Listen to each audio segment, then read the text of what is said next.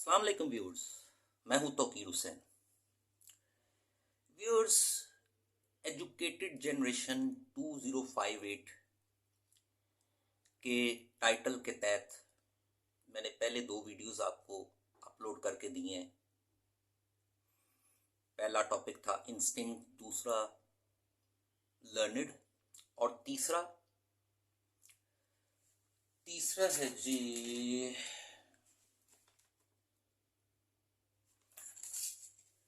Your decision making.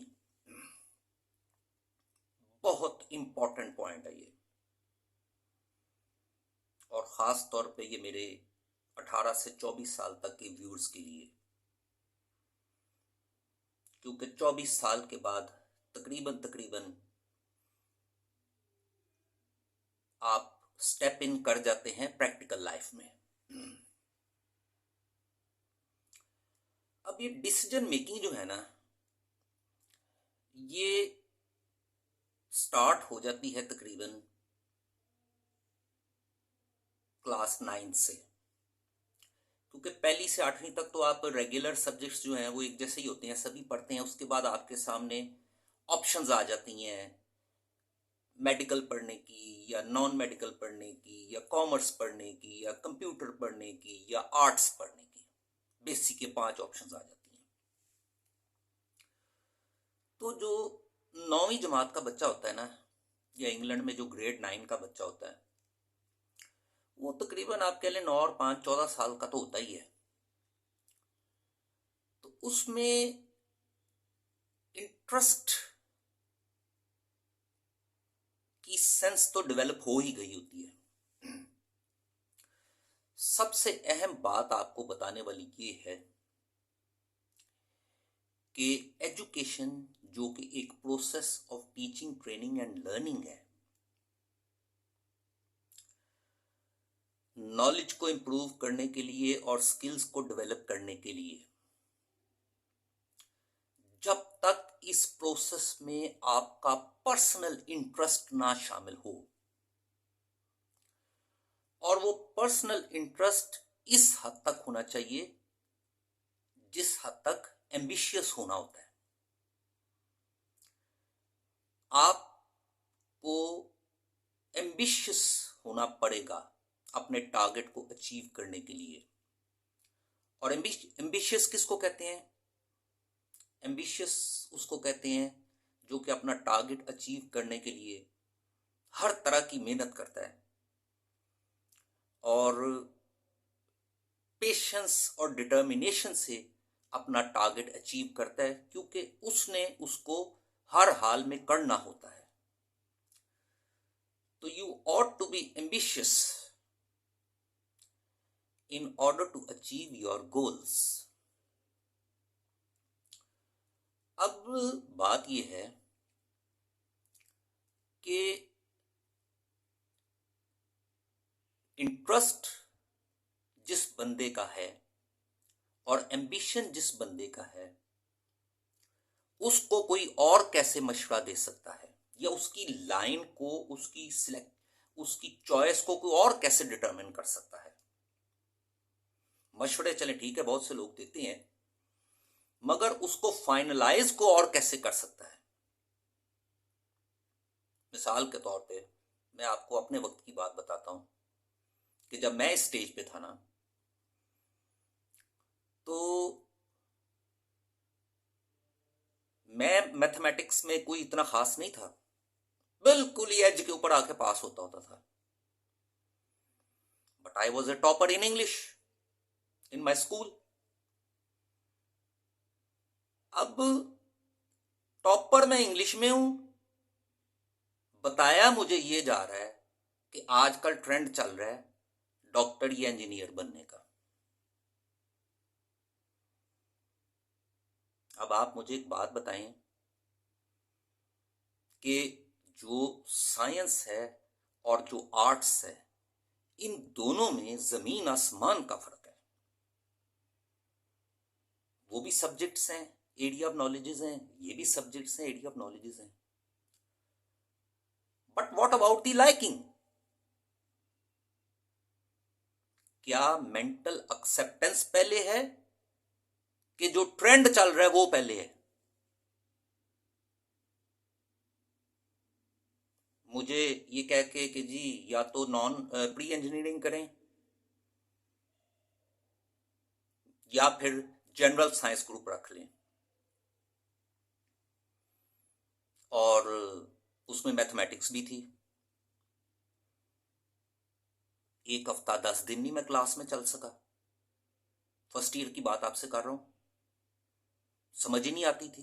क्यों नहीं समझ आती थी? इंटरेस्ट ही नहीं था। तो जब कम बैक किया वापस लिटरेचर की तरफ, नो प्रॉब्लम एट ऑल। ठीक है ना? एम्बिशन की बेस पे सारा कुछ होता है। जो लोग एम्बिशियस होते हैं सीएसएस करने के लिए, आप जरा सोचें वो कितना वेट करते हैं और कितने वो पेशेंट रहते हैं। क्योंकि ज्यादातर आर्ट्स के सब्जेक्ट को चुनने वालों को हमारे इस कह लें कि जो सोशल कल्चर है ना, उसमें नालायक समझा जाता है उन्हें। पहले वो मैट्रिक में करते हैं, या चले उस मैट्रिक में वो साइंस भी रख लेते हैं, इंटर में आर्ट्स के सब्जेक्ट रखते हैं, फिर बीए करते हैं, फिर एमए करते हैं, फिर कंपेटिटिव एग्जाम के लिए चूंकि उसके 3 इलेक्टिव पेपर 200 नंबरों के होते हैं, तो उनमें से एक में तो अगर उन्होंने मास्टर कर लिया होता है वो तो चले उनके काम आ जाता है, तो बाकी 2 और सब्जेक्ट्स में, इलेक्टिव सब्जेक्ट्स में भी उन्हें मास्टर लेवल की स्टडी करनी पड़ती है। इसलिए कि कंपेटिटिव एग्जाम में जो इलेक्टिव सब्जेक्ट्स होते हैं, 200 नंबर के जो 3 सब्जेक्ट्स होते हैं, उनका पेपर मास्टर लेवल का आता है। वो कोई इंटर या मैट्रिक लेवल का पेपर नहीं आता। तो आप ये सोचें कि वो कितने एम्बिशियस होते हैं कि एग्जाम में अपीयर होने से पहले 3 एमए कर रहे होते हैं, फिर जाके वो रिटर्न में अपीयर होते हैं, फिर वो रिटर्न को क्लियर कर जाते हैं तो आगे जाके उसमें इंटरव्यू वगैरह के प्रोसेस में फंस जाते हैं कहीं ना कहीं। मगर इस सारी प्रॉब्लम को फेस करने के पीछे पर्सनल इंटरेस्ट और पर्सनल एम्बिशन सारा मैटर करता है। कोई किसी के अंदर इंटरेस्ट या एम्बिशन नहीं डेवलप कर सकता। लिहाजा जब आपके सामने चॉइस आए 9th में, तो जो आपका, जिसमें आपका इंटरेस्ट है, उन सब्जेक्ट्स की आप स्टडी स्टार्ट करें। और इसकी मैं आपको एक बहुत बड़ी मिसाल देने लगा हूं। जनरली आमतौर पे ये आर्ट्स के जो सब्जेक्ट्स हैं, सिविक्स, हिस्ट्री, ये वाले जो सब्जेक्ट्स हैं, इनको पढ़ने वालों को नालायक कहा जाता है।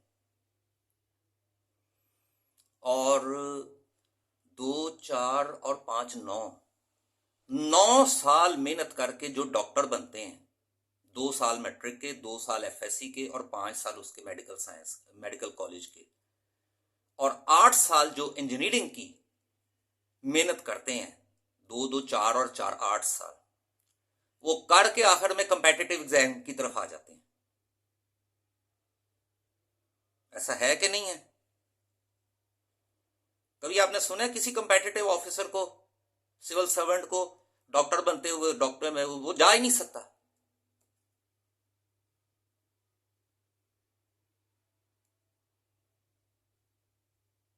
तो 8 और 9 साल मेहनत करके भी फिर उस तरफ आते हैं, सीएसएस के पेपर देते हैं असिस्टेंट कमिश्नर लगने के लिए या एएसपी लगने के लिए पुलिस में।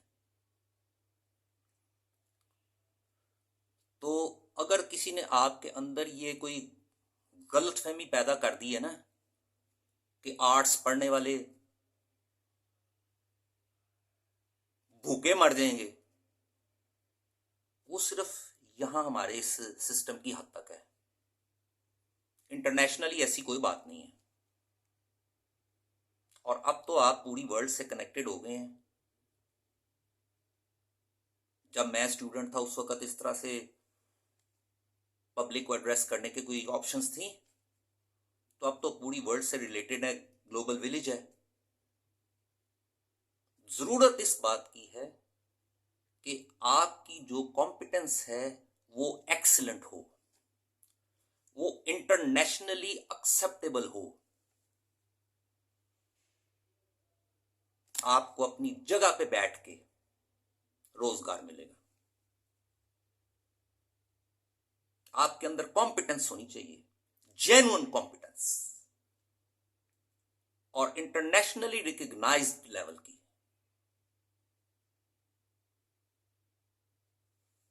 No problem at all. दुनिया का कोई दुनिया की स्किल कभी भी जाया नहीं जाती, बशर्ते कि उसका लेवल जो है वो हाई होना चाहिए। बड़े बड़े सिंगर्स की मिसालें आपके सामने हैं, बड़े बड़े प्लेयर्स की मिसालें आपके सामने हैं, बड़े बड़े पेंटर्स की मिसालें आपके सामने हैं, बड़े बड़े राइटर्स की मिसालें आपके सामने हैं। सारी दुनिया साइंस पे तो नहीं ना चल रही।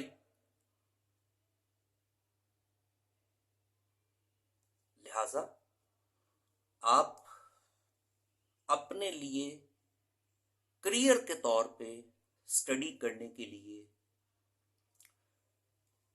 वो सब्जेक्ट्स सिलेक्ट करें जिनमें आप सबसे ज्यादा दिलचस्पी रखते हैं और आप डिटर्मिन्ड हैं आगे उनको इंप्रूव करने के लिए। क्योंकि इंप्रूवमेंट एकदम से नहीं आ जाती, ये ग्रेजुअली डेवलप होती है, with the passage of time होती है ये। आप डिटर्मिन्ड होंगे, आपके अंदर ग्रेजुअली इंप्रूवमेंट आती रहेगी। अगर आप डिटर्मिन्ड नहीं होंगे, आप घबरा के बैकआउट कर देंगे। लिहाजा अपना आगे करियर स्टार्ट करते वक्त अच्छी तरह से सोच समझ के, देख के और अपना सेल्फ डिसीजन लेके अपना करियर स्टार्ट करें, और फिर उसके लिए पेशेंस से डिटरमिन्ड रहें उसको आगे ग्रो करने के लिए। बार बार करियर बदलने की कोशिश मत करें। एक बार जो चुन लिया, सिलेक्ट कर लिया, उसके ऊपर डिटरमिन्ड रहे। ठीक है। इलॉन मस्क नाम तो आपने सुना होगा ना, उसकी मैंने अभी पोस्ट पढ़ी है, उसने क्लियर कट किए कहा है कि डू इट और डाई ट्राइंग।